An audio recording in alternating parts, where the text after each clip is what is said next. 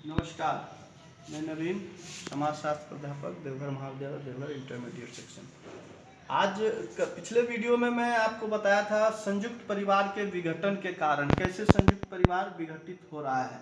लेकिन आज मैं, आप बोर्ड पर देख सकते हैं कि आज मैं आपको परिवार का ही बता रहा हूँ कि परिवार की संरचना में आधुनिक परिवर्तन, मॉडर्न चेंजेस इन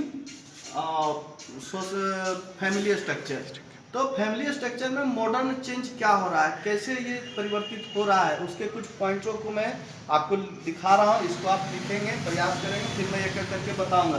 परिवार के आकार में परिवर्तन, पारिवारिक एकता में कमी, परिवार के कार्यों में सरकार का हस्तक्षेप, परिवार की भूमिका में परिवर्तन, विवाह और वैवाहिक संबंधों में परिवर्तन, पति पत्नी के संबंध में परिवर्तन, स्त्रियों, बच्चों और युवकों की स्थिति और अधिकारों में परिवर्तन, रक्त संबंधों का महत्व कम होना।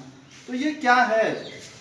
परिवार के आकार में परिवर्तन। जैसा कि मैंने बताया कि संयुक्त परिवार टूटकर एकल परिवार में परिवर्तित हो रहा है, यानी न्यूक्लियर फैमिली बन रहा है। Joint family converted into nuclear family.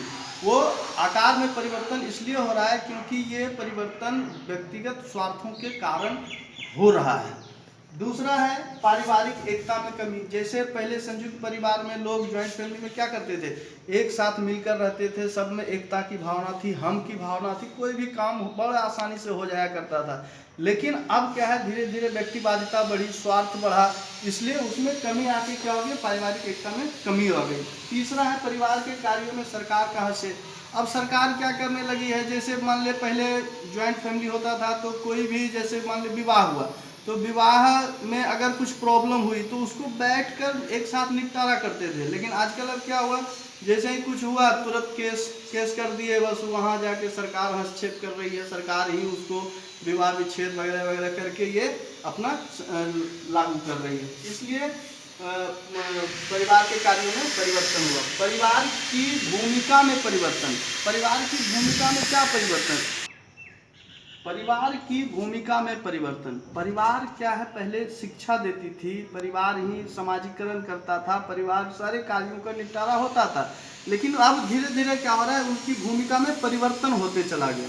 और उसके बाद क्या, विवाह एवं वैवाहिक संबंधों में परिवर्तन। पहले लोग पति को देवता के रूप में मानते थे, लेकिन अब क्या हो गया, अब जब विवाह होता है तो पति को क्या करता है, एक दोस्त के रूप में मानकर चलता है ना। तो ये सब संबंध जो है, जो पहले बहुत मान्य होता था, सम्मान होता था, उसको सम्मान की दृष्टि से देखते थे, अब वो धीरे धीरे परिवर्तित हो रहा है। इसके बाद पति पत्नी के संबंध में परिवर्तन।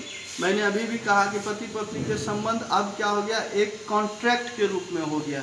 अब वो जो विवाह जो पहले होता था कि 7 जन्मों का विवाह हुआ, पति ही मेरा देवता, सारा कुछ पति है, तो इसलिए क्या हुआ, अब इनमें सोच में परिवर्तन होने के साथ साथ क्या हो गया, इनके संबंध में भी बिखराव आना शुरू हो गया। इसके बाद है स्त्रियों, बच्चों, युवकों की स्थिति और अधिकारों में परिवर्तन।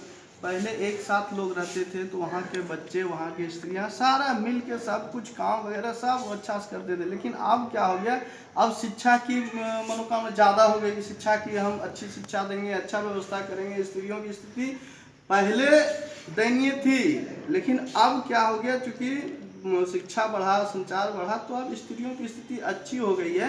अब एक साथ लोग अच्छा जीवन यापन कर रहे हैं, इसलिए व्यक्ति भावना बढ़ी है, व्यक्तिवादिता बढ़ी है, स्वार्थ बढ़ा है, इसलिए स्थिति और अधिकारों में परिवर्तन हुआ है। और लास्ट है रक्त संबंधों का महत्व कम होना। रक्त आपस में, प्राथमिक समूह किसे कहते हैं, जैसे मान लीजिए परिवार में आमने सामने का संबंध होता है, रक्त संबंध पर आधारित होता है, तो क्या है वहाँ पर क्या है कि एकजुटता, हम भावना, ये सब रहती है। लेकिन अभी क्या हुआ, रक्त संबंधों का महत्व कम हो गया। इतना ना स्वार्थ व्यक्ति में भर गया है कि वो अपने स्वार्थ से अलग होकर कुछ सोच ही नहीं सकता है, जिसके कारण क्या हो गया कि परिवार एकल परिवार में बदलता चला गया और संयुक्त परिवार की परिकल्पना ध्वस्त होते चली गई। अभी यदा कदा आपको किसी किसी गाँवों में संयुक्त परिवार मिल जाएगा देखने को, लेकिन मोस्टली आपको अब न्यूक्लियर फैमिली से ही आपका टकराव होगा, वही देखने को मिलेगा। इसलिए आप इसको बढ़िया से लिखें, समझें, देखें, बार बार वीडियो को देखें और इसको लिखने का प्रयास करें। और अंत में मैं यही कहूँगा कि इस वीडियो को लाइक ज़रूर करें, सब्सक्राइब करें, दोस्तों को फॉरवर्ड करें देखने के लिए, है ना, और बढ़िया से इसको लिख कर समझें। धन्यवाद।